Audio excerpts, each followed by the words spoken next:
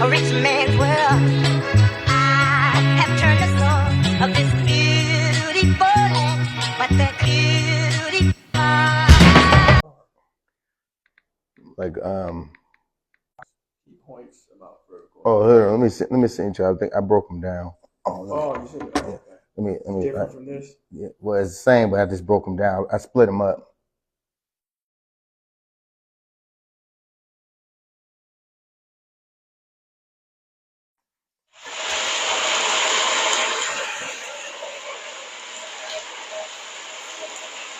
Tell me if you can read that one better. Little holiday. Go ahead, you can cry. It's all right, man. Everything will be great. This is the time I broke them down because I figured that I put them all together. I dedicate this to my brother Hollywood. So damn, my dog Itchy in the trap. I dedicate this to the struggle. Everybody in the county jail, stay clean. Check it out. Check it out. You want for bad luck. Hell against that I wouldn't have none. But when I think about it, how would I be without mother? How could I get away from the proposals if I couldn't run? How was I giving a daughter when I always pray for a son? Life is crazy, ain't it? Sometimes I even think the same thing. I've been waiting no freedom to reading hell, but ain't a thing changed. I lost my brother in the struggle. Didn't hit and lost his mother. And I'm thinking if I lose mine, who will raise my brother? Not to be a thug. Stay in school, don't use drugs. Who will teach them right from wrong and show them boys true love? So I pray for the better days. Face the ball and the runaways. And I put my group away and I pray for peace on Sundays. It's crazy, just like the soldiers that ain't coming home this year, just like the fellas in prison. We miss you so much for real. What about the children who went away? They ain't coming home today. What is a message from coast to coast? 'Cause when them thugs really need it the most, the thug holiday. Just like me. Just like me.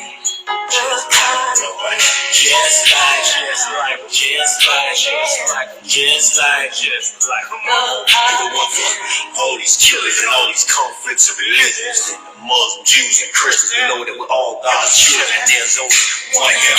Plus, ain't none of y'all confront him. I'm so blind in our own mind, wouldn't even know God or who's in front of him. And I read your books, know all your remixes to the Bible. What about a verse for the thugs, curve the drugs, and survival?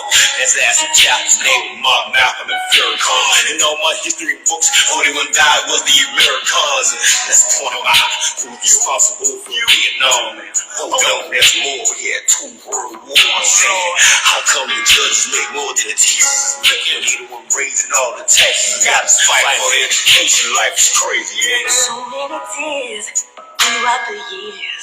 Somebody tell me what's going on.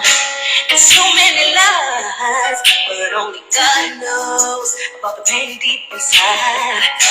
It gets so hard. You gotta keep your head up, put your head up, but stay strong. Is a message from coast to coast. 'Cause when them thugs really need it the most, the holiday. Just like me.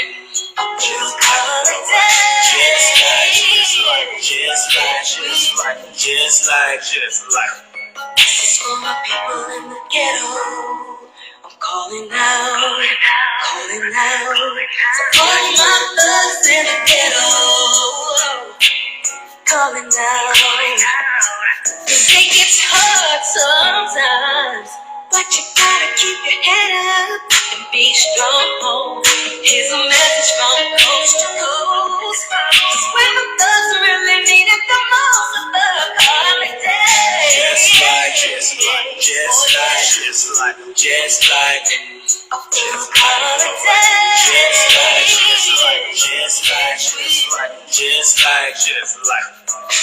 For my people in the ghetto, I'm calling out to all of my thugs in the ghetto. Can you hear what I'm saying? All of my thugs from the ghetto. The song is dedicated to the ghetto. Get up. It's official now. Y'all go ahead and cry. Okay. Welcome to the Wheels and Hours show. I'm your host, Michael Phelps from the Wheels and Hours group, community group. I always say Wheels and Hours is a communication group. We bring topics, subject matters to the table that we think that the community should, or maybe never thought about or never aware of or haven't been aware of. So hopefully that our topics and stuff that we bring forward is something that will spark a fire for us to create the necessary changes in our community that we really actually need within our families, communities, organizations, whatever we're trying to do to create that change in. As I say, I'm your host, Michael Phelps from the Wheels and Hours community group, and let the King introduce himself. Okay. We had a pretty interesting topic today. I know it's one of those topics that a lot of people maybe never thought about from a perspective psychologically when we talk about horizontal and vertical understanding, psychology of it. You want to break that topic down for me? The topic, as I stated, psychology of vertical and horizontal behaviors and mindsets. Because in psychology, vertical behaviors refer to actions or attitudes that emphasize hierarchy and power differences, while horizontal behaviors signify actions that prioritize equality and a sense of being on the same level with others. Essentially, vertical focuses on status distinctions, whereas horizontal emphasizes a more egalitarian approach. So, you was something. I know you said you had something. You said I had said something. No. You said you wanted to break that thing down. Get into it. Well, okay. Well, I was saying that when we think about vertical, we take a ladder. We're going up to reach a higher self, to think on a higher level. So we're trying to climb up the ladder. But what happens if no one is secure in the ladder and the ladder falls down and it lands horizontal? So once the ladder lands horizontal, then everything becomes stagnant because you can't move up. You just laying down. So I was just trying to figure out, what do you think about that? Because I see a lot of times people or vertical thinkers and have they look at things through a psychological lens, through a vertical lens. Well, I mean, what that brings to mind is like a frame of reference. Mm-hmm. I'm talking about frame of reference. I'm talking about how you're raised culturally, how your belief systems, your values, your experiences, all go into what's called a frame of reference, which you refer back to as your foundational mindset. Mm. So you make all your decisions from that place. So that's what makes all of us different. Yeah. What makes us different is our life experiences. What makes us different is the things that we find important. What makes us different is how we were raised, things that we were exposed to, things that we were predisposed to, those kind of things. So when you talk about vertical, I would say that the ladder, it's funny because I was doing some work on my house this summer. So yeah, I spent a lot of time on a ladder. It's a 20-foot ladder. The higher I got up, I was like, man, look, and believe me, the whole time, because part of the work that I had to do was in my yard. Yeah. So when you on cement, it's not a big deal because you're on a solid foundation. But when you're in a yard, so to speak, where there's dirt, well then that's different. Because unless you make sure that thing is level and solid, the higher you get up, it's just like Jeeps and things that are high centered. They're real easy to tip over. Yeah. So you think the further and further you get up, so you don't really notice it when you're on the lower part of the ladder, but you notice it the higher up you get. The higher you get up. The higher you get up, then it becomes top heavy because your weight is at the top of the ladder. And what typically happens, so if that ladder is not set on a solid foundation, or secure, a secure level foundation, I'll say level, that's the better way to put it. Unless that ladder's on a level foundation, if it's leaning to the left or leaning to the right, that's going to get worse the further up you go. So what am I saying? I'm saying that when you're talking about vertical, vertical is not all bad. Yeah. It's not all good. It's not all bad. Yeah. But if it's on a foundation that's not level, then it is bad. Why? Because if you start off with a bad mindset, the further up you go, it gets worse because your attitude gets worse because your beliefs get worse. You know what I mean? Yeah. So you get more full of yourself. The further up you go, that's what causes the tilt to the right or to the left. And pride is heavy. Yeah. It can cause that ladder to fall over. That ladder to fall straight down real fast and real hard. Yeah. To the point you kill yourself. Yeah. If that makes sense. Yeah, it makes a lot of sense. You know what I mean? Because you know what I mean, when we talk about those understandings, we talk about the psychology of it. We talk about us coming together as a collective, using vertical and horizontal thinking. So if we was trying to come together collectively, what would be the better tool to use? Would it be horizontal or would it be vertical? Or are they interchangeable? I would say they're here's the word. They're interdependent. Interdependent. They depend on each other. Interdependent. So but they need each other though. They need each other. Okay. So I would say that neither is better than the other. Why? Because you always have to have order. Without order, you have chaos. Somebody always has to be the one to make the decision. Yeah. So therefore, you need vertical. But then balance it off with horizontal. You got to balance it out with horizontal. This is how you balance it out with horizontal. You balance it out with horizontal by coming to an understanding that other people have strengths as well that are necessary for it to reach the goal. You know, it's funny when you said that, you gave me a vision. So we taking the ladder and we putting the ladder on a straight surface like that. Yeah. I mean, and we going up vertical. Yeah. Horizontal is straight. Yeah. And vertical is going straight. Yeah. So then when you get up to the top, you have to wire that you have to tie the top off to keep it from slanting. So it won't go off balance. Which too much pride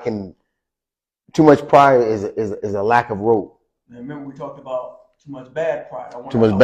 Yes. I want to make sure we get that in there because remember when we talked about pride. For those of you who probably didn't catch the show that day, just to reiterate, there's good pride and there's bad pride, and the difference between the two is a lack of humility. So when you get somebody who's not humble in a leadership role, they're horrible people to work for. Yes. Because they're full of themselves. Yes. So you hate your job. They happen to be in charge of you. Yeah. That makes sense. Yeah. They make you hate your job, make you want to quit your job, make you don't want you can't perform great at your job. Right. Yeah. You know. Nobody who's full of themselves. Yeah, you know, and every time I think about the psychology of the horizontal and vertical, I think about the level that people attack each other at when their beliefs are not the same, or when their environment's not the same. You know, now and I never understood how can entertainers who is vertical going up the ladder to get themselves out, to get their mothers and fathers and their families out of the ghetto, out into a good environment, to a better environment, but seem to always want to go back horizontal and want to go back to the environment that they say they're trying to escape. So they go up the ladder, but then they come right back down. Either they come back down or they crash back down. Well, I'll say this. This is what it brings to mind. I'm gonna keep this PG. It says you can, it's like the old saying, you can take the project, you can take the old out the project, but you can't take the projects out the old. Yeah. So, and what I mean by that is, like I said, that's no disrespect to anybody. Yeah. I want to make sure I get that out there. That's universal, because a man can be old. Yeah. But what I'm saying is that you can go up the ladder like you're talking about and take people out of environments. However, if the environment that they were in is not out of them, it's only going to follow them to the new place. Yes. Yes. There has to, in other words, you can remove somebody physically, but mentally they can be stuck. Yes. And that's that. And that's the horizontal we were just talking about earlier. Yeah. We said the ladder falls over. Yes. So you Right. then now you then So the that's doormat. how you end up. That's how you end up falling. That's how you end up going backwards. Yes. Yes. Because you went here, but you only went there to visit. You didn't get to stay. Yeah. Because your mindset wouldn't allow you to stay. Yeah. You see what I mean? That's like falling, then you tell your parents that you get back up. Right. You know what I mean? Because if you fall in horizontal, right, then you got to get back up vertical and keep moving. And the reality is that there were those who, when they're told to get back up, they get back up. Yeah. But then there are those who were told to get back up and they stay laying down. And there were times like when we were growing up, you know, if any of us acted like that, our parents were like, you know what? Go on, let them cry. Leave them there. Move on. Yeah. They would tell everybody else to move on and leave you laying right there. Why? Yeah. Because they weren't going to baby you in that place. Yeah. They weren't going to because that mindset was not okay. So they weren't going to support that. Yes. Yes. Okay. And that those are the things that we have to be mindful of when you talk about. So you might want to do the good thing or the right thing or whatever how you view it, because everybody, you know, that's I mean, you hear that story over and over again where people say, oh, you know, I want to be pro football player, or I want to be basketball player or whatever, or I want to be because I want to buy my mama a house, I want to buy my daddy this, or I want to, you know, I want to do good intentions. You have good intentions, however, you have no control over their mindset. Yes, absolutely no control. So in other words, when you and many have found this out, that when you give somebody something who has a poor mouth mindset, and what I mean by poor mouth, meaning that it's a mindset that they expect, they have an attitude of expectation of things being handed to them. So when they have an attitude of expectation of things being handed to them, you can never give them enough. Yes. Because they always expecting more. Give me more, give me more, give me more. You can buy them a house. And they say, well, why don't you buy me a car with it? You see? Yeah. You know, and I want to use that vertical and horizontal understanding in the animal kingdom. Okay. I was just watching. Oh, hold on. There's a comment. My brother Raj Jaheem from Texas. What's up, bro? What's up, man? He said, bro, I love this. You truly gave open up to new things. Thanks, bro. We try to bring as different subject matters as much as we can, bro. I'm glad you tuning in. Thanks. I appreciate you, bro. Much love, much love. I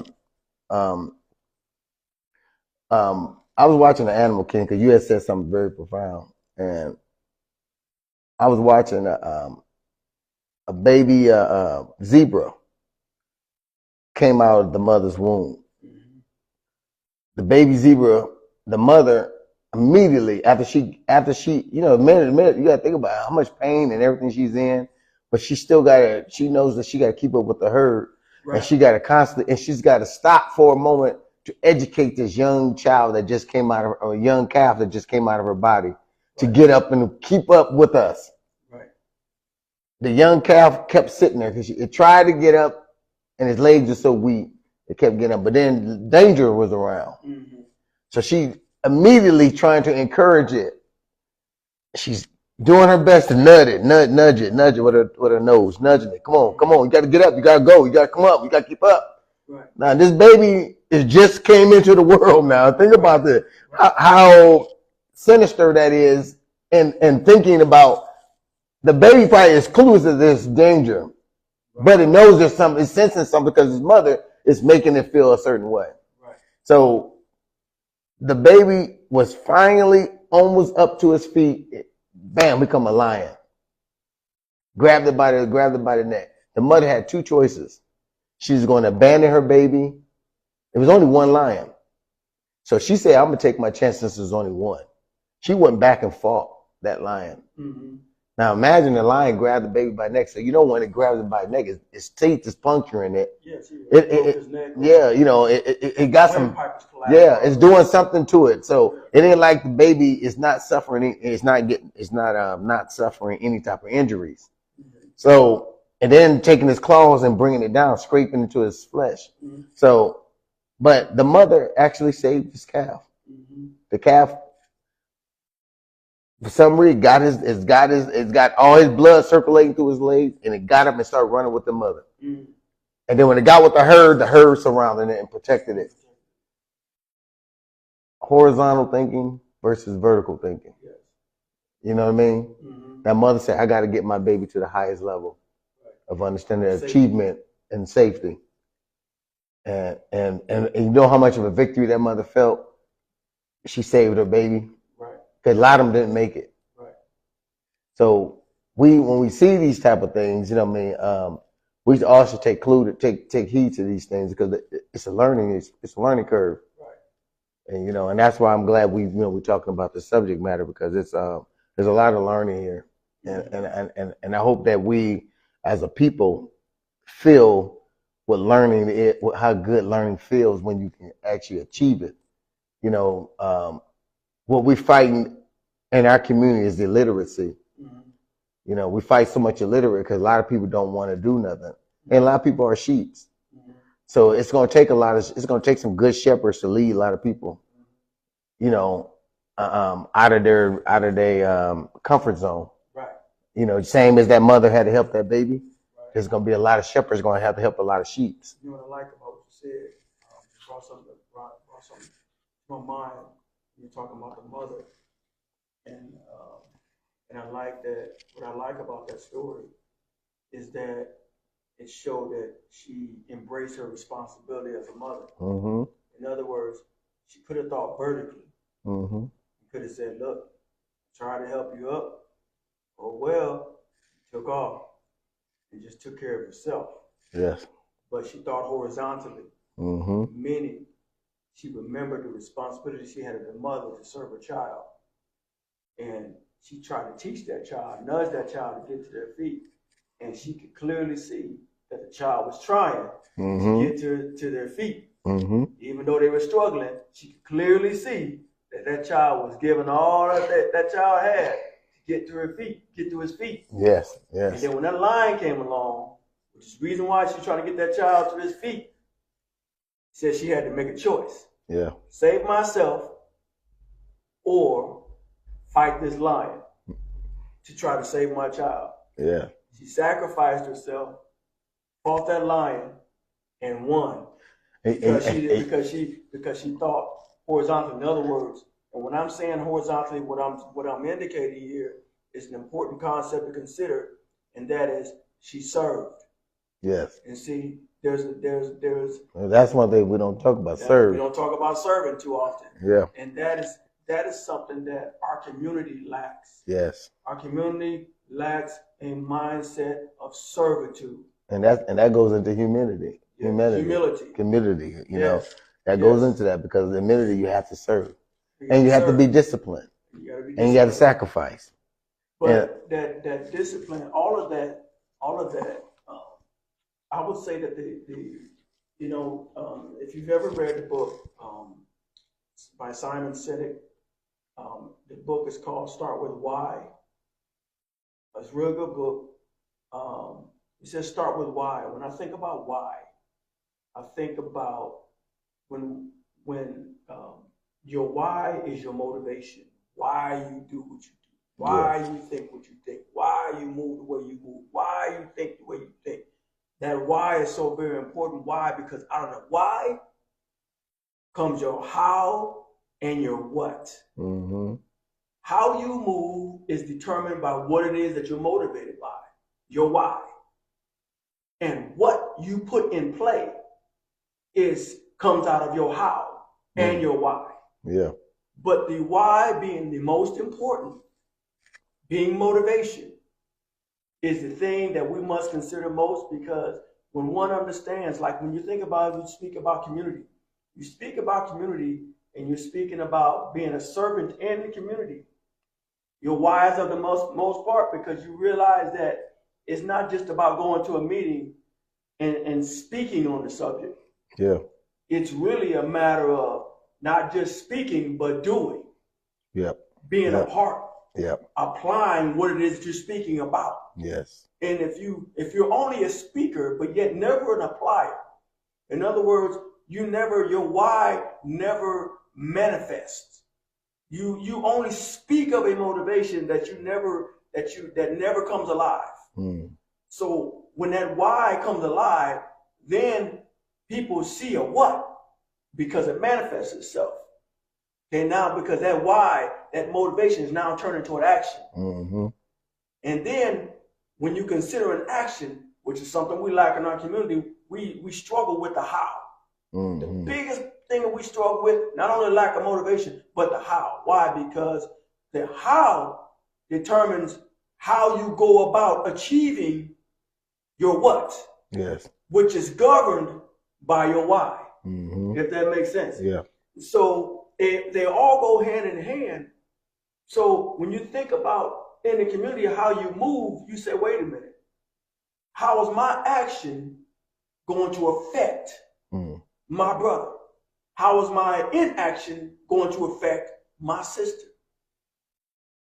How are our actions as parents going to affect our children? How is our action or inaction as a family going to affect our community? Yeah. If that makes sense. Yeah. So that's where that we're talking about the vertical, the horizontal, all of that's why I say it's interdependent. Because the vertical is necessary because there has to be order. Yeah. Which is the reason why you have parents and you have children. But those children ought to learn from the parents. Yeah. Right? Yeah. But that doesn't mean that the parent should never consider the input of their children. Now you're talking horizontal. Yeah. Because that child may offer something, because what that child is saying, it doesn't mean that you have to absolutely do what they say. Yeah. But you consider their input, because if you consider their input, then in that regard, it helps you to help them. Yeah. Because now they're a good leader, anybody who's a good leader knows how to serve. Yes. Because in their knowing how to serve is what promotes people to follow. Because they know how to serve. Yeah. So you get their loyalty. So their horizontal will respect your vertical. If that makes sense. Mm-hmm. But, and I like what you said, how and why. And I want to add who, because when I was watching the Animal Kingdom 2, now that was the episode of the zebra, but then there's a different episode when it came to the buffaloes. The buffaloes and the elephants are unique because they do not leave a soldier behind. One thing about the buffaloes, they're not going to leave one of theirs behind. They're going to come back full charge as a unit, as a collective. Protect the older, weaker ones and the younger ones. So, but the zebra is a little different. They don't work in that capacity as the gazelles, as the wildebeest. They don't work in those capacity. It's all, if you ain't in the herd, if you separate from the herd, you on your own. See, if a buffalo separate from the herd or an elephant separate, and they yell out a cry, they coming back. They're going to regroup. They're going to communicate with each other. So we need to go get our brother or our sister or our auntie or our uncle or whatever it is, our grandma. We need to go get them. And they come full-fledged. And they come to do damage. And they're going to try to hurt. So there's a fine line between those two, understanding between those, like I named the certain animals that do that. Now not all of them have that understanding to work together. So some don't and some do. Even when they, I watched when they about to cross over a Nile River, the Crocodile River, and they know that they ate up all the grass over here on this side. They need to get over there, and it's a must. They get over there, and they know the dangers. But someone's got to take the charge to jump out in the water to be a sacrifice for the rest. Yes. Remember we were talking about the bees and the ants? Yeah. Ones know when they have to be the sacrificial lamb to help the flock, to help the herd. Now that's a hard pill to swallow for a lot of us, because we don't operate in that. We operate from a from a horizontal mindset. No, we operate from a vertical mindset. Well, the vertical mindset, I mean, yeah. Yeah, because we think about self-preservation. Mm-hmm. And that is, but the crazy thing about that, especially in our culture, so many of us go to church, but still think like that. I don't get, because for us to be as spiritual as many of us say that we are, we're good at leaving people behind. What I'm saying is, because you had one who sacrificed himself for the all. Mm-hmm. That's the example that was set. Yeah. Right? Yeah. And he came not as a vertical, came as a horizontal. Mm.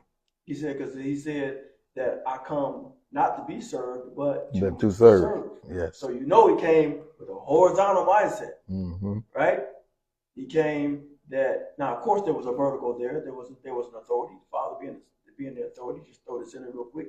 But the way he moved was horizontal. Mm-hmm. He said, and then as he instructed, he says, as I have shown you these things, he says, let he who's greatest among you be what? A servant. Mm-hmm. So he said, be a horizontal, understand being a horizontal thinker, or being a horizontal mover. Move horizontally. Mm-hmm. Why? Because this is not about one, this is about all. Yes. If that makes sense. Yeah. And I think that where a lot of us got displaced on information on how we supposed to serve is because it was never proper way of serving or teaching. Now our elders back in the day, I'm just, I know some people said that they didn't never see us doing it, but when we was growing up, and I always bring this up, I seen that community at one particular time in our life. It might have been a small window, might not have been that many years, but it was enough to impact my mindset or what I seen when neighbors was growing certain things and they came to the middle of the street, and if they said, oh, they starving over there, the Phelps don't got no food over there, oh, let's get together and we'll bring them a gift basket. And they bring tomatoes, tamales, corn, all that stuff over there. And they would bring all that stuff over there. So when they say your grandma or big mama was able to prepare something out of nothing, that's because the community helped support that. Mm-hmm. So what she didn't have in her cabinet or in her refrigerator, the community gave her stuff to provide. And she was able to make a big, and when she cooked, even though she had a lot of kids, she still cooked for other kids in the community to eat too. Mm-hmm. They don't have that type of mindsets no more. Mm-hmm. You know what I mean? Mm-hmm. If you get what I'm saying. No, I do. That was a horizontal mindset that served all, and we no longer of the mindset when we think as a community. We don't think about the community. It's like back then, people knew their neighbors. Yes. Now, these days, we don't even know our neighbors. We don't talk to our neighbors. Mm-mm. Well, so back then, we knew our neighbors' names. We don't even talk to our own family members. No, we live right next door to family members. Don't talk to them either. Just brother, or down the street, whatever the case may be. But that is that's when you talk about changing mindset. But so we see, as we're explaining to you all, how this vertical and horizontal affects the application of how horizontal and vertical is applied. Yes. As a mindset and as an action, or determines how we move. Yes. And these are the things that we have to be mindful of. Because that's where change is coming. You got somebody with a comment. Yeah, my brother Daniel Kirby from Denver. I think he's Denver. I think he stay in Denver. My brother. If I'm wrong, please forgive me. And we ain't talked on the phone in a minute. He said the best way to lead people is by following them. And then Brother Enoch said the neighborhood don't even know the elderly. They don't. The elderly don't know the youth, and the youth don't know the elderly. Half men don't even know. Well, half men only know the women. They only know what they want from a woman in the community, and the woman only knows what she can get out of a man in the community. So we don't know each other in that aspect either. But we don't get to know. Yes. So we're wrestling with a lot of different tentacles and mindsets. I say octopus tentacles because we got so many different things that we so out of touch with when it comes to this horizontal and vertical thinking. Again, that goes back to what we talked about earlier. We started this conversation, frame of reference. Mm-hmm. People's belief systems, people's experiences. Yes. A good portion of it is people's experiences. Guess how much Master Enoch said it was because power to the people was the model. Now we are still simply Negroes. Yeah. Now, what was you saying? You were saying something. No, I just that kind of threw me off. Just saying that that those frames of references is what directs people's actions. Mm-hmm. When people make decisions, they come out of a way. They think a certain way. Yeah. And they think a certain way because of what they believe. Yeah. They think a certain way because of what they value, what they find to be important. They think a certain way because of how they were raised. How you got now you're talking nurture. Okay. So those and everybody and two people can be raised in the same household, but yet have two different viewpoints of being raised by the same person or being exposed to the same thing. No two people won't think the exact same way. Yeah, they're not. Because now you're talking about because there's other now when you're talking about the tentacles, there's other things that must be considered. Like, okay, so you got environment, which is nurture, right? But then you got nature, which is biological. Now you're talking about genetics. Genetics, yeah. Now you're talking about chemical imbalances and other things that come into play. Yeah, the psychological. Which has an effect, biological, which has an effect on how that person's psychology or how they psychologically process things. And when you're talking about psychology or psychological, you're speaking of a process, a mental process. And they lack and their lack of relationship with the higher creator, which cuts them off spiritually. So when someone who ain't connected spiritually to their connector, it's going to be hard for them to relate to anybody in a sense of humanity, because you don't see the moral list, you don't put the moral values in front of your choice before you make a choice, before you make a decision. You just go off of what you feel versus then sit down and analyze certain things and say, what would happen? What would Christ do in this situation? What would be the most nurturing way I can handle it? And a lot of people don't think like that. They just go straight off of what they feel. Well, I mean, because they go, and the reason why they go off of what they feel is because that fight or flight kicks in. We talked about this before, where people either fight or they run. Okay, and both of them are about self-preservation. Whether you fight, it's about self-preservation. Whether you run, it's about self-preservation. Yeah. Right? So, which is emotional. Okay. However, when you don't know whose you are, you don't know who you are. So therefore, you allow your value to be dictated, and we talked about this before. You allow your value to be dictated from the outside. not from the inside, by knowing who you are, knowing who you are, so you know who you are, but dictated from the outside by not knowing who you are, definitely not knowing who you are, because somebody in the outside or outside forces, external forces, are telling you who you are, telling you what you are, telling you what you know, telling you what to believe, telling you what to accept. Yeah. So you're being told, and told some more.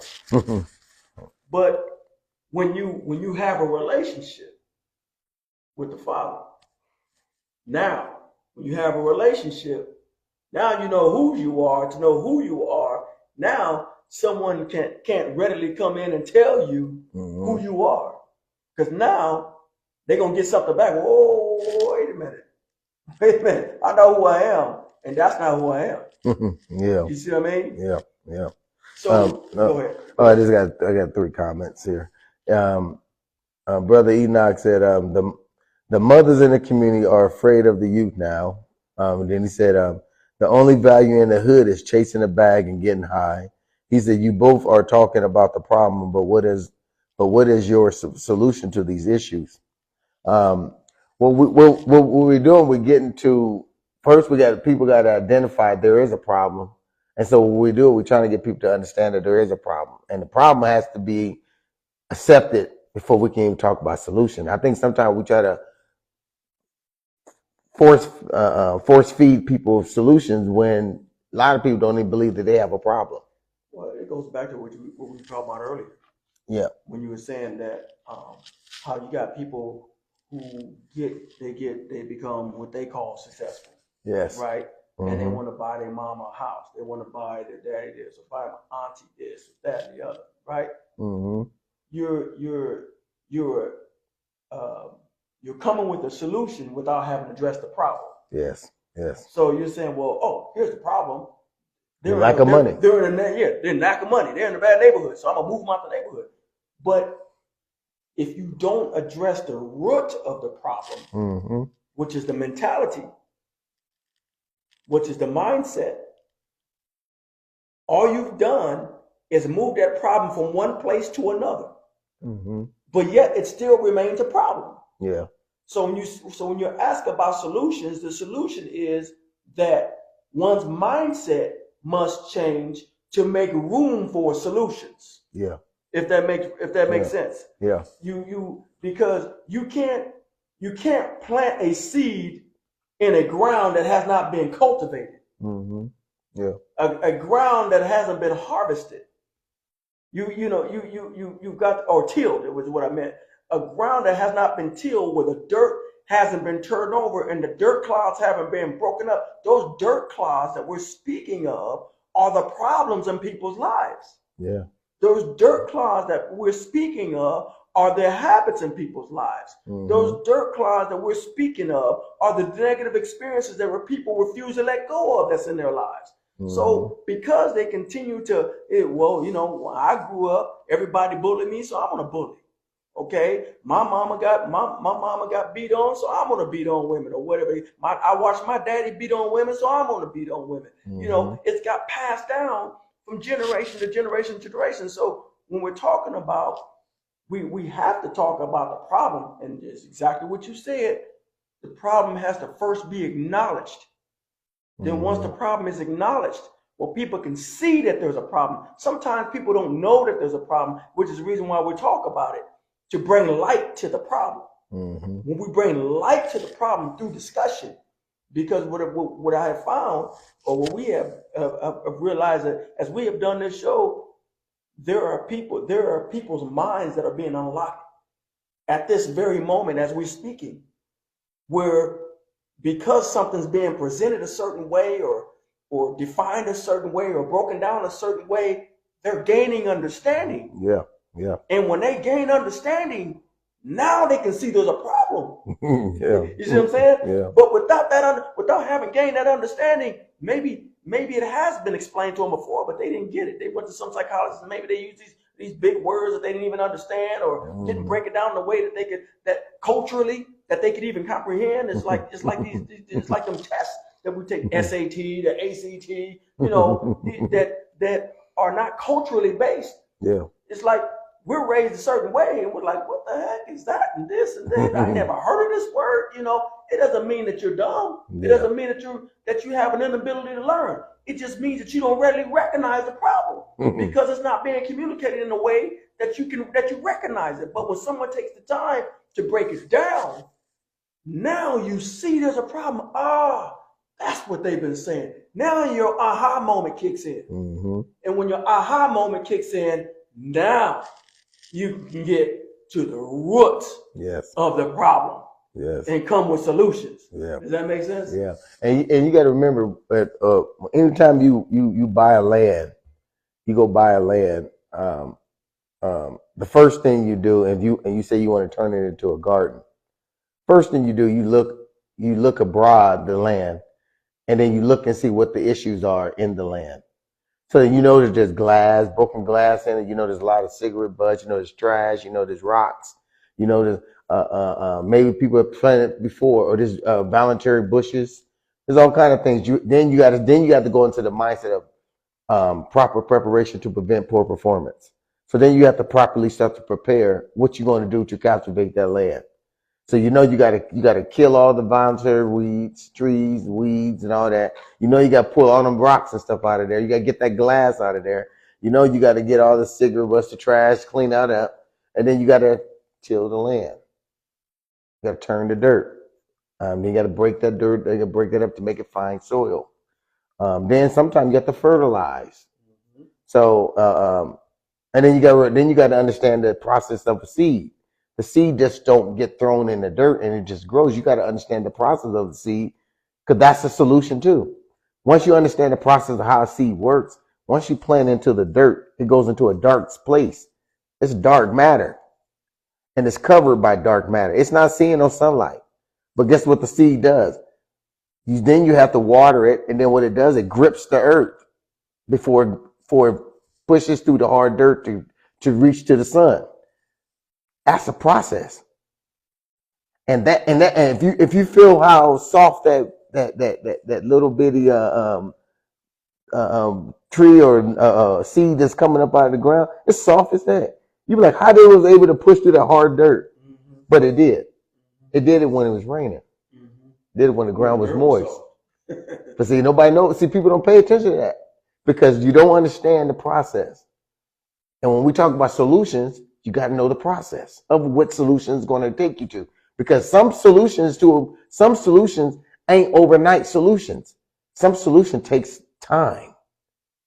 And you have to keep cultivating. You got to keep protecting. You got to ward off the rodents. You got to keep the sun from beating down on your seed to keep it from burning it up. You got to make sure everything. You got to make sure it's watered just right, not too much water where it's going to drown it. It's a lot of solutions to this thing, a lot of processes to get what you're going to get to nurture your body. That's why I'm saying what I'm saying. It ain't that what my brother is saying is incorrect. It's just what we have to do. We have to understand what the solution is. Right. And if you don't identify what that problem is, you're never going to have a solution. So what you just explained is the horizontal and the vertical. Yes.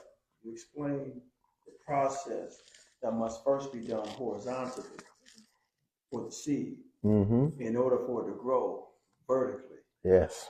Yes. that makes sense. Yes. Yes. So that was a beautiful explanation. Well, I just want us all to understand that there's no right or no wrong way of doing things, and there's never going to be a shortcut. And that's one thing we got to realize as a people. There's no shortcuts in the problems that we have. There's no shortcuts. And we can't avoid sitting down having these conversations. Well, I'll say this. I disagree with one statement. What's that one? And that is, there's no right or wrong way to do anything. And I disagree with. The reason why I disagree is because when you realize that you have a problem in an area, it becomes imperative or important that you address that problem in a way. If you continue to indulge in the problem that you say you have, then you're going about it the wrong way. Yeah.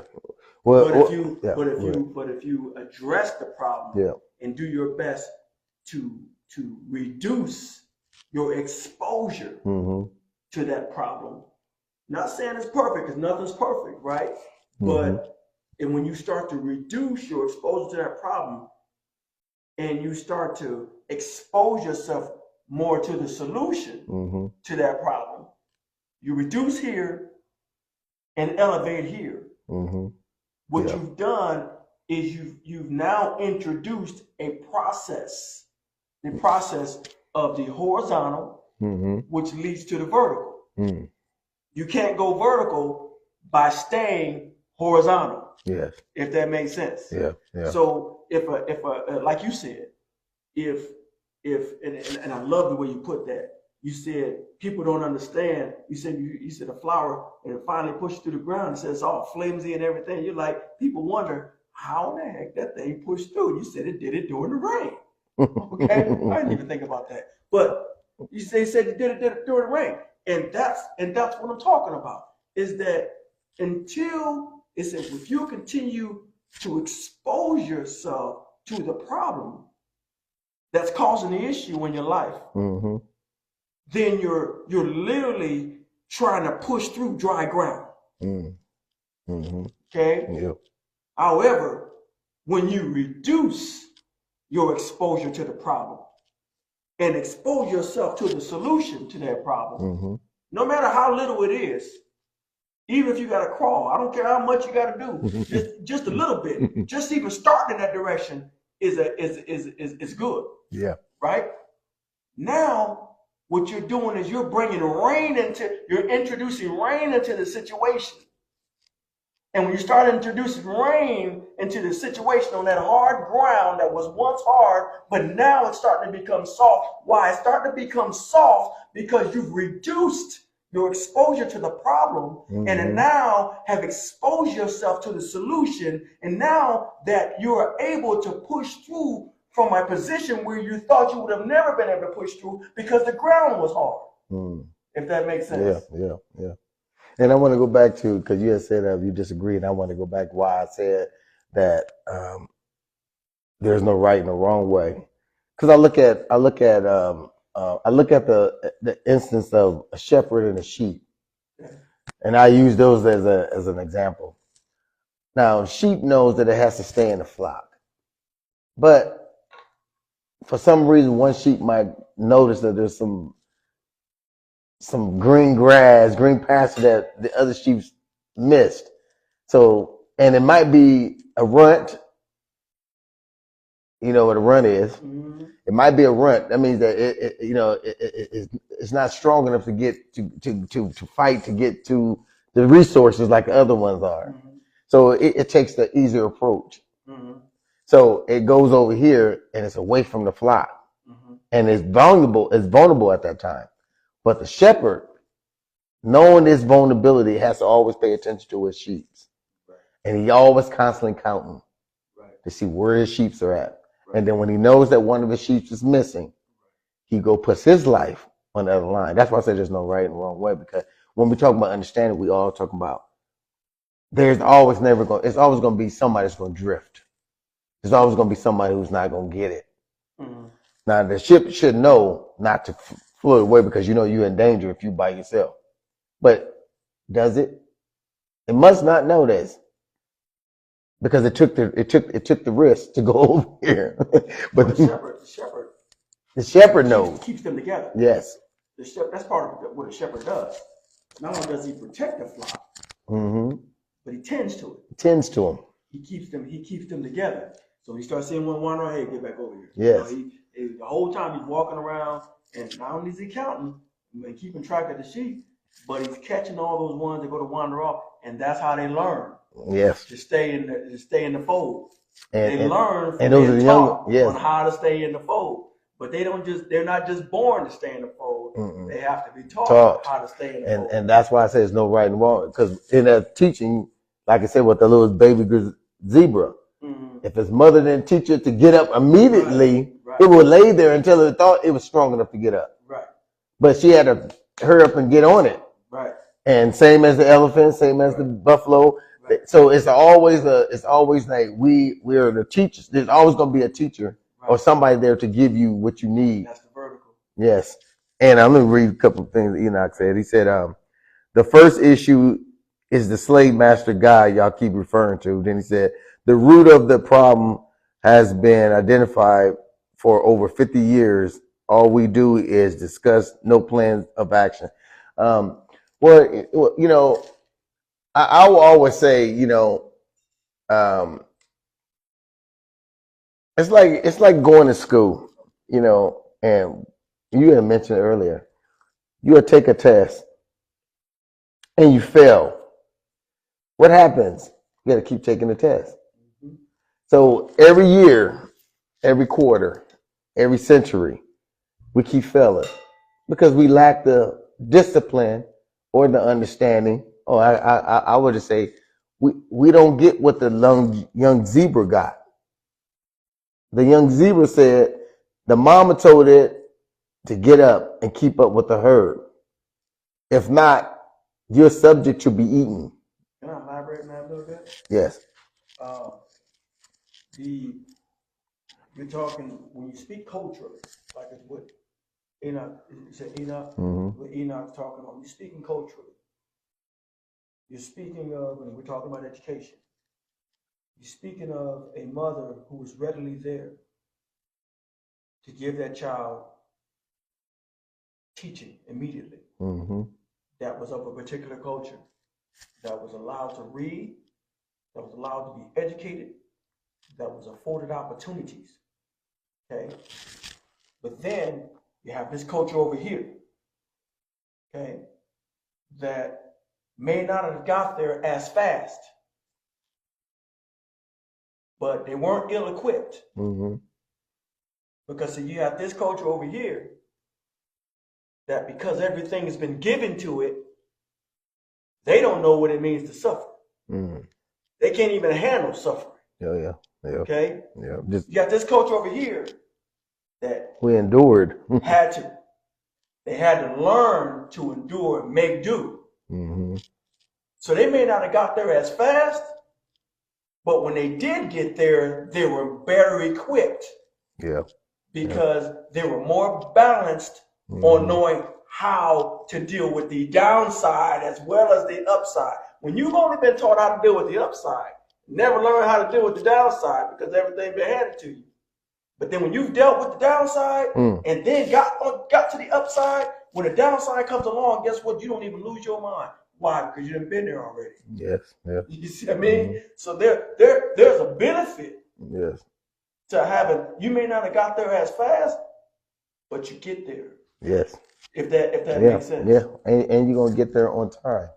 You know, just like the rabbit and the basically what you just gave me, the rabbit and the tortoise. Right. The topic we talked about. Yes. And see, that's what I'm saying. All these topics that we're talking about always lead back to all the topics we had.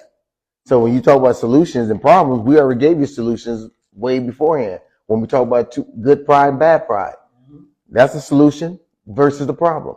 We talk about right now vertical and horizontal. We talk about problems and solutions, but you have to, like I said, you have to learn how to navigate through that to find the solution. What we're saying and not take it personal. You know, some things are not always going to be introduced in a direct manner.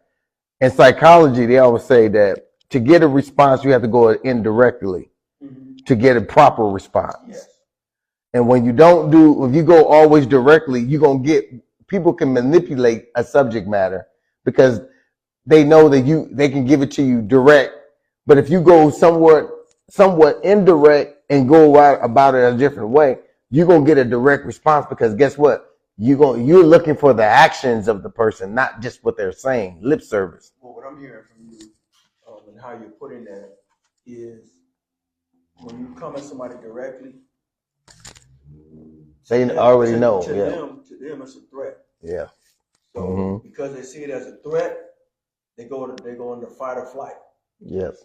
And when we talk about, I mean, we get 5 of them. Remember, fight, flight, freeze, and fawn, and right. But when you come at them indirectly, then their defenses go down. Mm-hmm. Okay? Yes. And when their defenses go down, now they can learn. Now Yes. they're open. Yes. And so that there's a benefit Mm-hmm. into approaching somebody indirectly as opposed to directly. Yes. Yes. And so what we do here, what we've been doing, like you just explained, just a different way, is that we've had several different subject matters that we've talked about. And maybe on any given day, one particular subject matter didn't land with you, but it may have landed with somebody else. Yes. So they were able to reap the benefits of that subject matter. But then we might talk about something else that you might reap the benefit of that subject matter. And then this other person may not reap the benefit because they may not see it. Yes. Because again, what we're talking about is we're talking about frames of reference. Frames of reference dictate how people take in information. So just like we were talking about how tests were designed a particular way for a particular people. Mm-hmm. Okay. So you may not understand their examples because you weren't exposed to the things that they use as examples in those tests. Right? Mm-hmm. But if they had taken those same questions and designed them according to things that you've experienced in life, then you would have seen much better than what you saw Jim using examples that you were not acquainted with, if that makes sense. Yeah.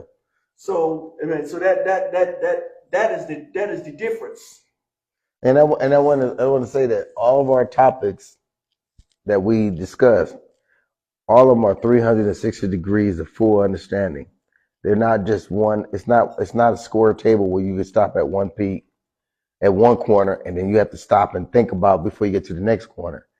What we're doing, when we talk about that 360 degree, that means that everything revolves around the same subject matter, just different topics. But they are saying the same thing, because we talked about pride last week. Now we talk about horizontal there. They all go hand in hand. We talk about the monsters. We talked about we talk about the rabbit and the hare. All these subject matter. We talk about the fairy tale books and how they was implemented to tell about a story about us and certain things. All these stories are solutions and problems. Now it's just what type of glasses that you're wearing at the particular time to see. Because some people wear dark shades and then you don't get the chance to see what you should see. Because what you saw is not what you're seeing. So what you're seeing is not what you saw. So guess what? You don't get what you need to get. Right. So that's why we have so many different topics. So one day this topic might, like you said, it comes back 360 degrees. So you can say, hey, you know what? I understand what you're saying with the vertical and horizontal, because I just listened to y'all last week about pride and too much good pride and bad pride. Because it all tied in. They all universal. We try to keep topics that are universal. So just think about it like that, bro. You know what I mean? I'm not trying to say, that, which your point is not valid. I'm glad you said that, because now it makes me want to make sure that I'm making sure I'm. Somebody else may not be bringing up that point. Yes. So does that benefit him? It benefits others. Yes. So we welcome you guys' comments and things like that, because you never know what your question might be addressing for somebody else. Yes. So yes. Please. Yeah. Please keep bringing it. Participate and bring that information to us. So because we always want to make sure that we all learn, because everything's a learning curve. Right. And I'm not, and I don't believe in just because you have to have a degree to teach. And that's the problem with our community. We got so caught up in the Western culture way of seeing things. Teaching don't mean that you have to have a doctrine or have a piece of paper to teach. If it's put on your heart and God gave you a gift and a talent, because everybody has talents and gifts. If your talent is to give something that you know that's beneficial for somebody else, then utilize it. Don't sit back on your hands and lay on it and do nothing. Right. If you got a voice, use that voice. Right. If you got money that you can help people create jobs, then do that. If you got you got a skill, you can help build a house, then utilize that. If you got a good marriage, Teach other people who have bad marriages. They might need that. So use your gifts and talents no matter what it is. That's the solution. Give back what you got to give. That's the solution. There's no one way or particular way of giving a solution to multiple problems. You stress multiple. You know, there's no one way. So, you know, if I'm sitting here on this couch telling you about some issues and bringing up some topics that you might not have thought about, that's a solution to a problem. Then you got some people who got boots on the ground who does other things. Mm-hmm. And that's their solution to the problem. Right. You got other people who might just be, some people might just be married and taking care of their family. That's their solution to their problem. Mm-hmm. And, you know, you got people who's good at their job and go to work faithfully and show their children that I'm disciplined. I'm getting up every morning to go to work to provide. That's their solution to the problem. You got those people whose neighborhood watch and they see somebody down the street breaking into the car, they calling in on them, even though people might be mad at them for being a narc. But guess what? That's their solution to the problem. We got this. So the octopus. This is an octopus of things. We got so many tentacles that we can't focus on saying that one solution is all is. Mm-hmm. We got to deal with each problem with different approaches, different tactics, different concepts, and different strokes for different folks. You know what I mean? Mm-hmm. If that makes sense. Oh, it does. It does. You know, what do you think, huh? Yeah, no, I think it's, man, the way you explained it is excellent.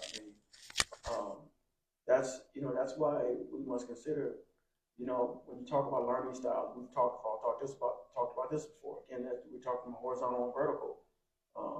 You got some people who just learn kinesthetically. They got to do it to be able to learn it, to be able to take in the information. They got to be able to do it with their own hands. Some people are auditory learners. They learn by hearing. Some people are visual learners. Some people learn by seeing. Yeah. Then you have your readers. Then you have your readers and your writers. You know, you got people who learn that way. So the reality is that, you know, and that's when we're talking about the different approaches.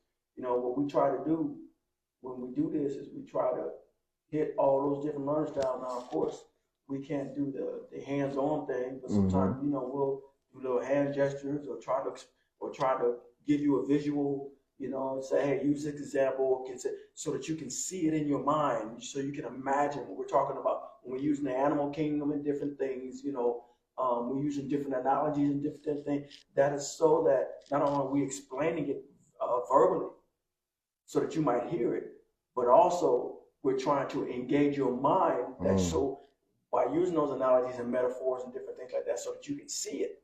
Yeah. And then hopefully, you know, that you will that you will take and you'll apply it in your life. There's your kinesthetic right there. Yeah. By putting it into work. But see, if you're only a hearer but never a doer, well then you kind of, so to speak, shoot yourself in the foot, because if you just come and you listen and you're like, wow, man, that was a good message. Wow, you know, I learned a lot today. Okay, now go apply it. Okay, because if you don't apply it, guess what's going to happen? You're going to lose it just as fast as you gained it. I want to ask the crowd, what's the definition of what is an example of a hero? I guarantee a lot of people don't even know what a definition or what is an example of a hero. Yeah, in the psychological realm, what is the attitude? What is the position? What is the works of a hero? Someone who doesn't mind sacrificing his own life to preserve a life. Now, does that come with discipline, or does it just come as a reactionary? Because some heroes are just reactionary; they're reacting of what event that's going on. So so if a house is burning, they hear kids in there crying. Do a hero think, or does he just runs in? Well, I just want to know, because because it ties into what he was saying about solutions and problems. I just want to kind of understand there's 4 different roles that people play. You've got your victims, and you've got your black and brother. Let's say your abusers. Yeah. Okay. Or your I'm trying to say, you got the victims, and we'll call them abusers right now. I try to remember the other term. So then you have your heroes, but then you have your guides. A victim, a person who plays a part of a victim, will never see themselves any old kind of way other than being a victim. They see themselves as just simply that. I'll never be able to achieve. I'll never be anything different. I'll never grow. I'll never get beyond where I am. That's a victim mentality. Okay? Now, the villain, that's what I was trying to say. The villain, however, always plays the role of being just that. Because they were hurt, they hurt other people. Take advantage. So they take advantage. They those are your hustlers. Those are the people who live off others. Yeah. Okay? Parasites. Parasites. Those are your villains. Okay. Then you got your heroes. Your heroes may not necessarily have what it takes, but yet they go in. They go anyway. Yeah. That's your hero. But then the guide is a person who's played a hero for so long that they've learned how to now help others. If that makes sense. So the goal is to one day be a guide. You may have started off as a victim, and the key is that you didn't stay a victim. Everybody starts off as a victim at some point. You start off as a victim. You may have even started off as a villain. Okay? But then one day you stood up and you became a hero. Yeah. You moved in a way that you thought you were that you were incapable of moving. You changed something that you thought you were incapable of changing. And then with enough practice, you became a hero in this area. Then you became a hero in that area, because now you're starting to get the it's almost like learning how to ride a bike. When you finally learn how to ride a bike, when you first learn how to ride a bike, you're all over the place. You need training wheels and all that, trying to get your balance. But then, like when we were growing up, you got to a point where after you been riding a bike for so long, you start doing tricks. Just that and the other. Yeah. Okay? Back then, we do kicktails and all, jumper ramps and all that kind of stuff. And other things. Break her ankles, break her legs. I know. I got some more stories to tell you about that. But anyway, but then you've gotten so good at it. Being a hero, you've done it so many times. Now you can teach. Yeah. You can help others learn. Yes. And that's part of what this is about. And this is what we're all doing. Yes. We're doing this together. This along with us sitting here and the people who are participating, like Enoch and the other people who ask questions and present thoughts and this, that, and the other. What we're doing is we're collaborating. Yes. And that is part of the solution to the problem. Yes. As we collaborate. That makes sense. Yes. And and I always say that, I be in so many different groups, and so I have to, when it comes to We as an Hour, we have these discussions in many different groups. So some discussion a little bit harder to have when I'm doing my podcast. It ain't that I'm not trying to engage in the conversation. What I do understand is that we are talking about solutions. I just wanted to make that clear. We give solutions, but I don't think a lot of people understand that our community has a problem, and I think they know it, but they don't understand what the problems are. So with the topics, what we try to do as a concealed can, what we're trying to do is we're the can openers. We're trying to open up the can so people can see what's really actually inside the can. The label says one thing, but when we crack that thing open, it's something else. So that's what we're doing when we talk about problems and solutions. Sometimes we can think that we're dealing with a problem when we really are on something else. There's a different subject matter that you're looking for it and try to heal the community with.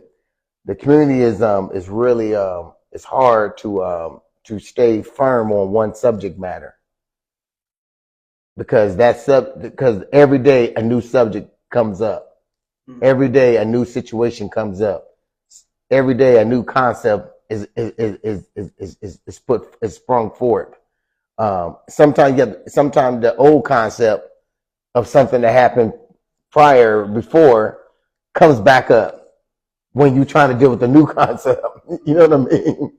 So we're constantly fighting old and new, constantly. So whenever we think we're gonna get over here to the new stuff, we always seem to find ourselves going back to the old stuff. So I just wanted to make sure that I just hope that that people understand that we are talking about solutions, and I'm hoping that they get it to the point where, because I'm glad Enoch brought that to my brother Enoch brought that to the table, because that makes me think about every time when I do subject matter, I make sure that our subject matters is based off of problems and solutions. And I always thought we did bring good solutions and good problems to it. You know, we talk about them and, you know, we say what we can do. You know, you like you said, to thyself be true. Mm-hmm. That's the solution. Because if people don't know to themselves to be true, then how are they going to, you know, what else can we teach them, you know? You got to be true to thyself. Well, I mean, if you think, if someone's trying to convince you that there's a problem, even if the community tries to convince you there's a problem, you don't think there's a problem, guess what? You're going to keep doing things the way you've always done things, because guess what? You don't see it to be a problem. Yeah. But the reality is that there's nothing wrong with evaluating the effects of your behavior. Yeah. Meaning there's an effect, AFFEC, which talks about influence, and then there's effects, or effect, which is EFFECT, which you guys know that. It talks about the result of the first. Yeah. Effect talks about the results. Effect talks about the influence. Mm-hmm. So when we as a community think to ourselves, well, I don't see anything wrong with what I'm doing. Mm-hmm. But when you got enough people saying that there's a problem, then it would behoove you or behoove us to take a look at our behavior and evaluate and determine, wait a minute, the effect that I want to have is not what's the result that I want is not what's happening. Mm-hmm. I'm having the opposite of result is what's occurring. So when you realize that what you're doing is causing the opposite result, meaning that it's not helping the community, but that it's hurting the community, then you should want to change. Mm-hmm. You should want to go from a vertical mindset where one might think a vertical or a prideful, lack of humility type mindset, to one think that they're better than others, to a serving mindset, a horizontal mindset, to where they realize, wait a minute, I need to do different, because it ain't just about me, it's about others too. Yeah. If that makes sense. Yeah. Brother Shabazz, Asar Shabazz, which is my brother Tori Veland, he said, laugh out loud. So what are the solutions, or at least one of them? Well, brother, the first solution will be, we always stated this before, if man and woman don't get it together, if we can't sit down at the table and iron our differences out, then it's going to always be a problem within the community. Because that stems into that flows outside of the household into the community. If the man and woman ain't on one accord, the hurt from the woman is poured down on the man, and the hurts from the man is poured down on the woman. But guess what? As we pouring them down on each other, each one of us propel it. We propel it, so therefore we're not letting it soak in. So there's no healing. So constantly what we do, we constantly bickering and we playing blame game. And guess who's in the middle of all that blame game? Because something was produced in the process of those blame game, a child. So now the child is affected by the results of the mother and the father. So if we don't get those things together, if we don't get that together and because we can't even go into a fight collectively, talk about a collective effort without us dividing the collectiveness. We'll go, soon we start talking about us, we, and ours, guess what? It starts to become individualized. Well, our women, we need our rights first. We need this. We've been doing it. Then we got men. Then you got elders. Then you got homosexuality. Then you got this. Everybody's looking for their own outlet, and it takes away from the collective. So if you want to talk about the solution to the problem, I say men and women need to get it back together and figure that out. That would be the first one I will introduce. Now, what would you be? Well, I mean, I go back to what I just stated, and that is consider how your actions affect the whole. Mm-hmm. In the privacy of your own home, the only ones being affected are those who are in your home. Yeah. But then that does spill out to the community, as you stated. But when you get out into the community, house rules don't apply. Yeah. Because now you're in the community. So you have to take those things, those house rules or that cultural or family way of doing things in the house, and now you have to expand that to now include a community. So you're saying that if you're broken from your family and you lash out inside of the family constantly with brokenness, what do you think the community is going to engage in? I mean, what do you think they're going to see? They're going to see the same brokenness, because you can't go outside of your home if your home ain't in order and then try to go out and create order somewhere else. Let me read because Brother Tory he got a lot more. He said our behavior in the community are very much influenced by the lies that we believe and live by. So I have to agree with one of the Enoch statement he made, that y'all are not highlighting, and this is God and systems we serve. He said, but our actions come from our beliefs, right? And he said, so if we believe different concepts, then how can we come together? Oh shoot, man! Oh man! How can we come together? You know what, brother? And I was raised with, there was 5 of us in a household. It's me, me and my sisters. It was me, Richetta, Murdale, Malachi, and two. We all was raised in the same household. We raised under the same laws, governed by the same laws, politics, religion, and everything. All that was all in the same house. But we're all totally different. I didn't realize that until we got older.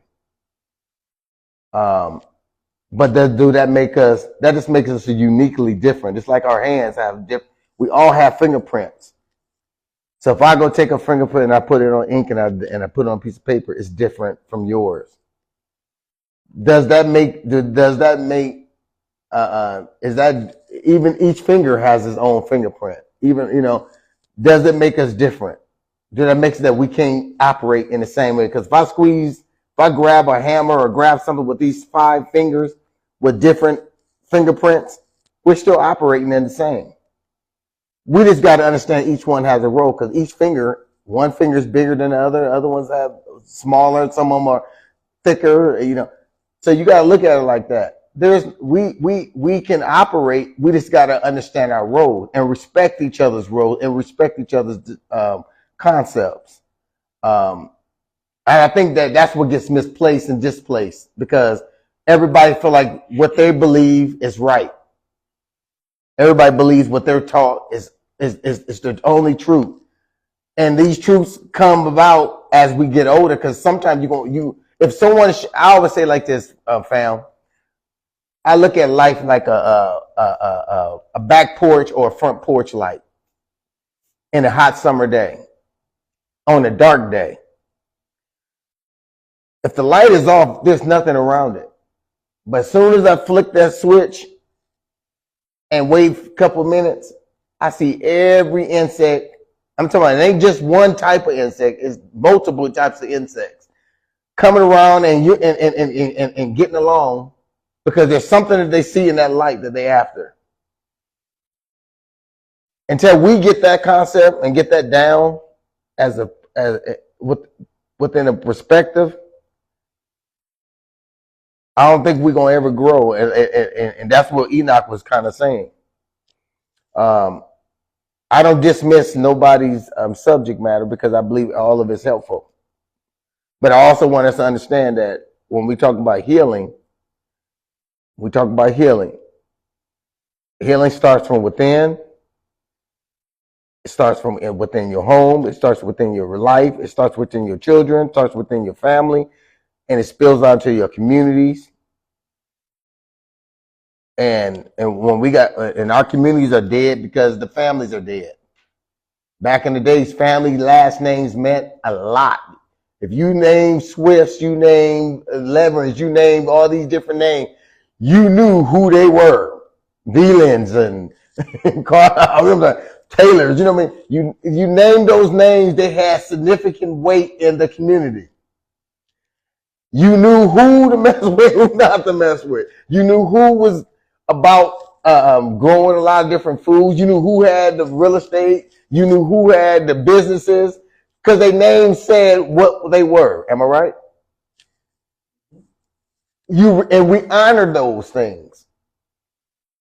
And we lost what we honor is our respect and dignity of respecting people's namesakes.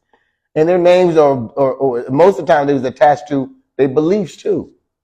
Because you knew they went over to this church or they went over to that church or they went over to, and all of them went there and they had that thing. Now, fundamentally, as we got older, some of us started to look at religion differently. We started going against our parents' teaching. So yes, it's going to, that doesn't mean what our parents learned was all incorrect. It just means that we just see things differently now. What worked for you works for you, and what works for me works for me. And that until one day they're gonna have to meet back up. They're gonna meet back up. It just depends who's gonna outshine the other one when it comes to the reality. Like I said, that porch light is a reality. If your light is shine and it shines bright and it's doing what it's supposed to do, guess what? Your truth is gonna stand out. A lot of times people don't realize that they think they got a light on. Yeah, you do. You got a blue or red light on. Or yellow. You ain't got a bright light. You ain't shedding nothing. Or a black light. So that's all I can say, bro. I can't that's the only way I can give it for a better understanding. Now what is it that you want to give? No, I think the way you explained it was just fine. I mean, the reality is, I know for me, I believe what I believe. Mm-hmm. For those who want to know, I'll explain it to them. If they don't want to know, I'm not going to force it on them. But what I do understand is this, and again, I stand on it. You must consider how you affect others. Yes. That's mutual respect. And that's irregardless of your belief system, because if your belief system is negatively affecting the community, guess what?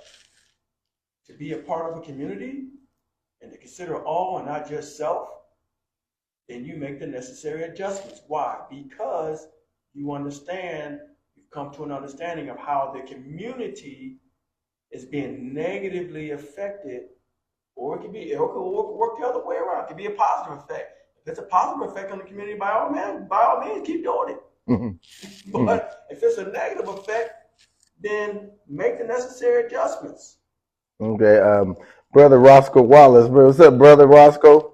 Roscoe Wallace said, "How do we get our people to challenge the beliefs that haven't benefited us collectively and understand our individual survival is predicated on our collective survival? How can we bring the divided into a collective mindset?" Good conversation, man. Then brother Tori Veland said again, my brother, he said, doesn't make us different, but we will have to find a common bond that unifies us, that I believe is our common bond in the truth of history. But most don't want to address. Hold on, I had to open that up. But don't want to address where we came from to where we are going. We have been swayed on what true abundance is versus the American dream of the system that oppressed us and those that claim to be of God. Oh, man, what did it went up again? Hold up. Let's say claim to be of God. Claim to be of God. Don't fight against the system as they should when they know the system is a problem. But hey, they say you can't serve two gods. Well, yeah, bro. And like I said, when we're introducing the common sense approach, as I always say, I call it a common sense approach. Um, everybody isn't going to be on the same accord when it comes to beliefs. I think when we deal with one another, I think our beliefs should remain in our own dormitory until we're able to unify our collectiveness in the most formidable way.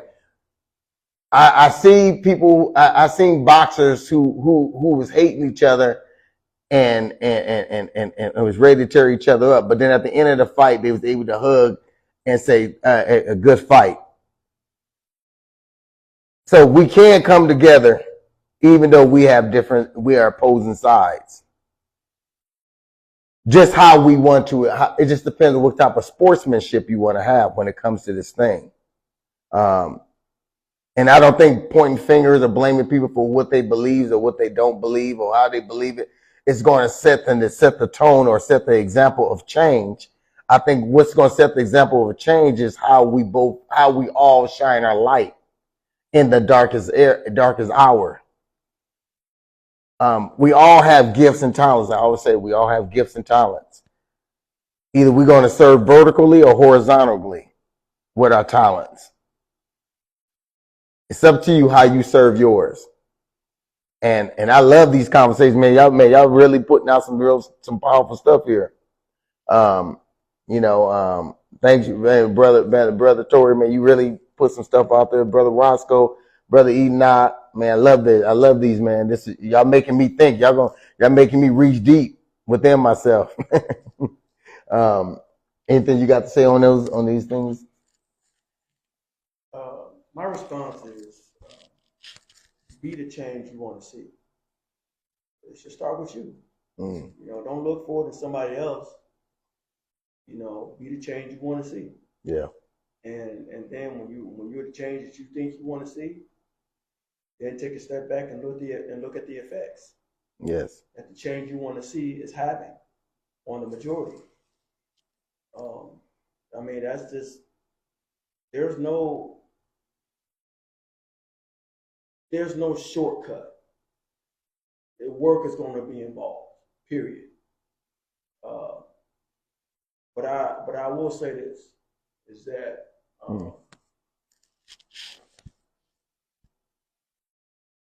to approach it from an angry position, to approach it from a disgruntled position, I would say keeps you stagnant. Emotions will always keep you stagnant. Emotions will always keep you stuck because you're focused on one thing. That's where you come from. That's where you think from. That's where you move from. That is your how. And how you move is important because the why that you speak of directly feeds the what and also feeds the how. So you must be mindful of the attitude that you move with. So when you as a servant, when you're serving, you read the room. You read, and when you're out in the community, you read the community. You take the pulse of the community. Yeah. And when you realize that, because oftentimes when we think we right, we wrong. Yeah. And when we wrong, sometimes we think we wrong, we might be right. But sometimes you right, sometimes you wrong, even though you right. Somebody taught me that a long time ago. Sometimes you can be wrong. Sometimes you can be wrong, even though you're right, because of how you moved. And when you move incorrectly, even though you may be right in your moving, you may be right in how you feel, but how you choose to express that feeling can have a negative effect on the overall goal or the overall why. And that's why you've got to keep them interconnected at all times. So that's my response. Okay, my brother Shabazz, which I call him Tori, my brother Tori, fam. Most people again don't know the history of what they believe, and that is a problem. Just because my parents believe something don't make it right. Do your due diligence in the name of the Most High. He said, fam are saying these comments are angry and dismantled. I let him explain it, but let me finish my brother Roscoe Wallace. He said, or will it take us seeing out our genocide? I worry about us waiting until it's too late, and it's getting late. Some of us are preparing and believe like the past days. Some are past days, and some are people may have to be addressed first because some is not built for the change. And you're right. And like I said, a lot of people ain't built. Everybody shouldn't be in the strategy room when we making moves because everybody don't have the capacity or the mental capacity to even fathom what is going to be prepared to come. A lot of us ain't even military built for the fight. Some of us look strong and look healthy, but mentally we're not, and physically and psychologically we're not. Chemically we're not. You don't want a guy who's big and strong and cock strong who can kick a refrigerator down with a barely kick. Get into your military and he's mentally not stable. He'll turn on you in a minute when he's in a distress call. When he's in a distress. So you have to know, you got to know your audience. Like I said, like he said, you got to read your room, you got to read your audience, and you got to make sure you don't have everybody in the strategy room. Military tactics to me is very important. I always look at everything through military eyes and lenses, but I also understand the spiritual side of it too, because I have to understand how I'm going to deal with people spiritually. And a lot of time our people are so lost that you don't have no other choice but to deal with them spiritually. They're hurting in so many different ways. The church had hurt a lot of people and made people fall out of grace. And so you dealing with people I call them, we talk about the monsters. I call them the mummy syndrome. They wrapped up in their own bondages. And if you start unraveling all them bondages, all you're going to see is a dark soul there. And a lot of them are acting like the werewolf. Always out to seek and destroy with the most horriblest way of annihilating or killing someone at night under a full moon. Then you got those who are like Frankenstein, who was created and is ugly. They made him look ugly, and he's just nothing but a monster. But the thing wanted to be loved, and the community shunned him down. So it reacts according to how he was treated. And then you got those who are like Dracula, who just charismatic, who is trying to persuade you just to let them in so they can take advantage of you. So just remember that, like I said, it's a, man, I'm no professor in this thing, but I do try to understand as much as I can when I'm dealing with our people. And that's why we got the Wallace, we got the Tories, we got the Kwazin Shabazz, and the Jahu Shabazz. We got all y'all guys who out there on the forefront who got the boots on the ground. I take my hat off to y'all because you know what? I wanted to be there and do that, but I found myself in this arena. And this is where now I got comfortable at. Now, am I not going to be out there with y'all guys? I'm out there. When you call me, I'm there. But right now, I feel like this is a way I don't want my voice to be shut down, to help our people, because our people, we reaching people from all over the walks of life, all over the states, all over, we got over 60, 70,000 people watching and carrying on. We trying to get some numbers up higher. So, we doing what we supposed to do. And yes, we get challenged on these type of thinking, because y'all helping us create things to think about. So I appreciate y'all. I appreciate all of y'all. But I let Tori wanted you to comment on. He said, "Fam, are you saying these comments are angry and disgruntled?" No, I'm saying that as a culture, we have a tendency to come from an angry and disgruntled position, which distorts our ability to assess things properly, which distorts our ability to be able to learn, which distorts our ability to be able to progress, which distorts our ability to be able to grow. Mm-hmm. And so it's as a culture, it's just like there's many examples, but here's an example that we can think about. It's just like out in the community where a mother has an issue. Let's say a mother's shopping in a grocery store, mm-hmm. and she stopped for whatever reason, okay? And she's got her 5-6-year-old child with her, mm-hmm. okay, or 13, whatever, right? And she's dealing with a manager. Manager is requesting that she do something a particular way that she doesn't agree with. Mm-hmm. So she feels that she should be able to do it a different way, but the manager, who's a manager of the establishment, is asking her to do it a particular way because it's that manager's establishment. Yeah. Mother feels like she shouldn't have to do it that way. So then the manager says, okay, well then leave. Well, instead of leaving, mom throws an emotional tizzy in front of everybody. But who is the casualty? That child, or those children.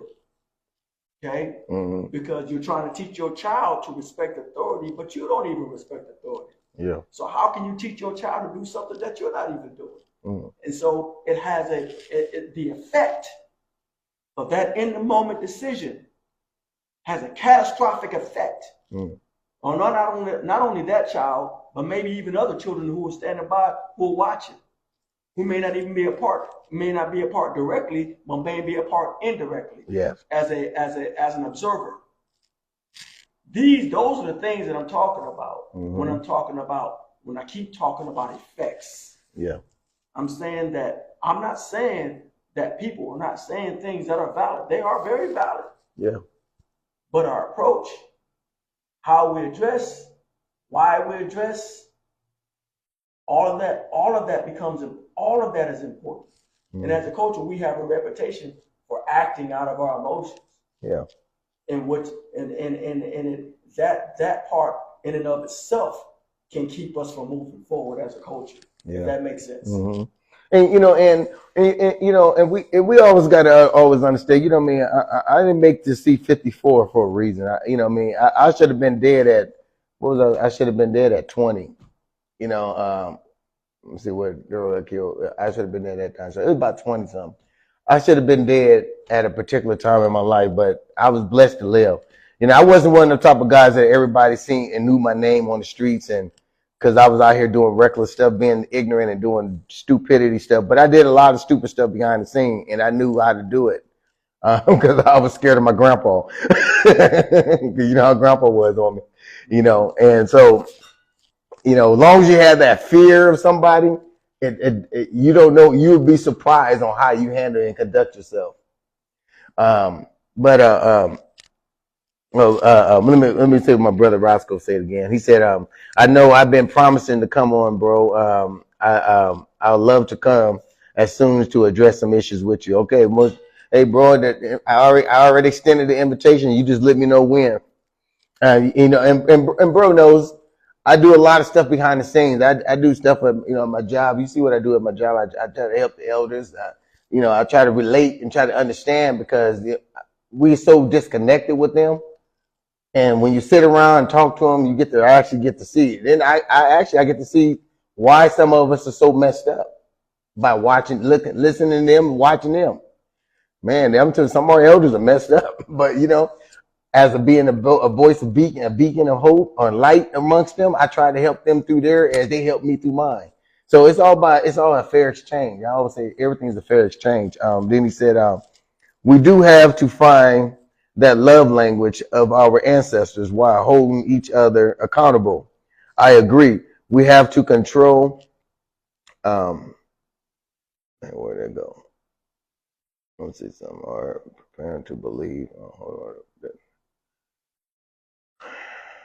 Okay, he said, I have to agree. We have to control our emotions, which is difficult for people people so traumatized. Mom loves you. Yeah, I know, bro. I love her too, and she's a spicy piece of chicken over there. but she I know what I like about her. She tells the truth. She don't bother nobody, and she lets you know if you offended her. She's not going to hold her tongue, and that's what I like about her.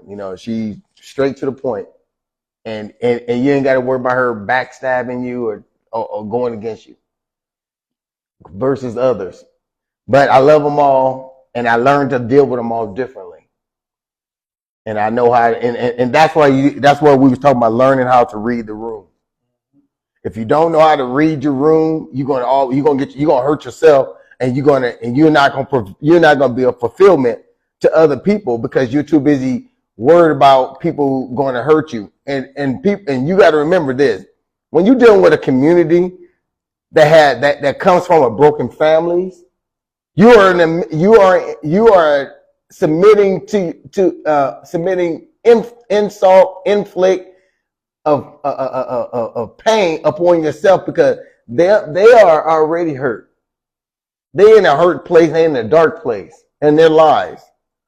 And if you're not a shepherd, don't know your sheep, don't know when your sheep is lost, don't know how to steer it back, don't know how to console it. Because when a sheep gets entanglement with a wolf or a lion or something, and then the shepherd wars it off, that sheep is still damaged and it's fearful now. You have to coach that thing back. You got to coach that thing, and that's what damaged spirituality. That's what damaged spirituality done to them. That's what damaged family members have done to people. That's what damaged people who got hurt at work. All that is the same thing, and you got to know how to deal with these people. And that's what and that's what we forget, and we mispronounce and misdiagnose each other all the time. Because we don't think about the mental and the spiritual, and we don't think about the emotional, we don't think about the psychological, we don't think about the chemical when we look at each other. All we look at is, well, they should have known, they should have did this, they should do this. Everybody's not like us. Everybody ain't strong like us. Everybody don't have your muscles. Everybody don't have your intellects. Everybody don't have your will. Everybody don't have, and that's the sad part. You'll think they should, but they don't. Even your children don't. You can teach your children, that's why, I love the prodigal son in scripture, because it just tells me about a child that just so disobedient and had to have it. He didn't want to wait till his dad passed away. He wanted it now. Selfish, prideful, ignorant, arrogant, all those things is in there. Gluttony, blasphemous, I'm talking, if you just look at it all, he just broke all the commandments. It just shows you the little passage. But you know what? But the Father still loved them and still let them back in. And we just have to learn that, bro. That's all I can say. And that's why I forgive people. I try to, even though I be mad, I be hurt. And you see me at the family, but I got mad, but I had to check myself. Even though I was probably right, but I still had to check myself. Even though I was right in some aspects, just my approach, like you said, the emotions. Yes. Cheddar said, sister said, a lot of us need counseling. Maybe if they talk their hurts out, they will feel better about themselves, and they can rise their home correctly. They can raise their kids correctly. I guess that's what she's saying. She said, instead of condemning, we should lift. If we see someone down, try to pick them up, even if it takes time. Well, that's the process that we all don't have. Because how can we lift somebody? I'm telling you, if we ask ourselves a true question within ourselves, if someone wronged us in our family and we know they wronging us and we know they're vicious and we know they're sabotaging they doing things, they throwing arrows of destruction and darts they're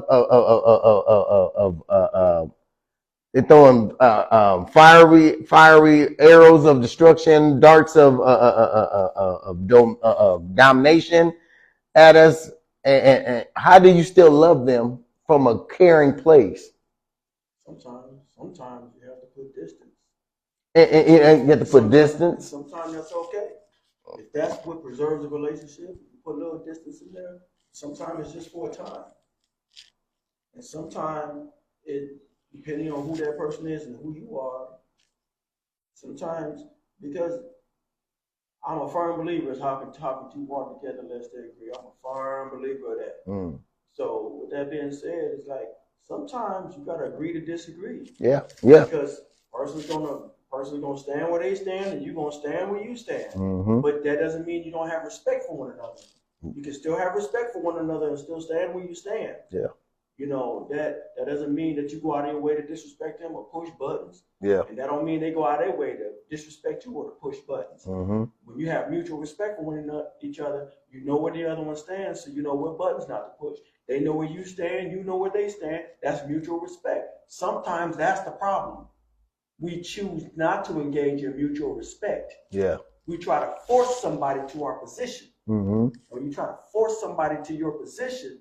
Now, then you wonder why you got a fight on your hands. You got a fight on your hands because you're trying to force somebody to your position. Yeah. They done already told you they don't want to come to your position. Mm-hmm. You done already made it clear you ain't changing. They made it clear that they ain't changing. So why not agree to disagree? Yeah, and it makes big sense. Brother Roscoe said, "Healing is the answer. It starts within." Then my sister said again. Richard Phelps said, "Reverse the trauma into triumph. Everyone has a story, but no one cares to listen. Be quick to listen and slow to speak." Yes. And that's where that starts. And I always say, I got this thing I always say. This is when you lock a dog up in your backyard or around your house. Now, there's just for as strong as your dog is, you use certain types of chain, right? Now, when I use chains, I'm using a chain of love. Now, if I love you unconditionally, then that chain link It's going to be the thickest it can get, because, and it's going to be heavy, because I don't want you to break. I don't want to break this thing. Now, if I don't love you correctly, guess what? And I don't, and I misuse that love. It's the thinnest chain there is, and as soon as I pull, it breaks, it snaps. That's what we've been dealing with in our community. We said we got the smallest links linking together, trying to call ourselves loving each other. So when one little incident happened, it breaks immediately. This is why we're having these problems. Maybe we need to go back and analyze what true love is amongst ourselves. And I'm not saying that we have to be tolerant for people mistreating us and misusing us and but we have to find a common denominator, because everybody's not healthy. Just because they look at they're not. I'm just saying they're not healthy. I see that every day. Every day. I see it every day. People are not healthy. They look like it, but they're not. Behind the scenes, they're taking all types of medicine. Behind the scenes, they're in all kind of pain. Behind the scenes, they're self-indulging. Behind the scenes, they're self-medicating. Behind the scenes, they misusing people. Behind the scenes, they're over-sexualizing themselves. Behind the scenes, they in their own pleasure. They self-righteous, self-worth, self-glorifying. Behind the scenes, this is what's going on. But when they come forward and come to the front, they look as healthy, like they really got your back, they're really for you, really that, when they're really not. So I would say this, read your room, man. Read your room. But we at that point where we ready to close this thing down. What you got for your final thoughts there, man? Where we ended, but I was just talking about the chain link, and I just told them that I said behind the scenes people are of self-indulging. Behind the scenes people are of self-medicating. Behind the scenes people are of self-righteous. Behind the scenes they're self-absorbed.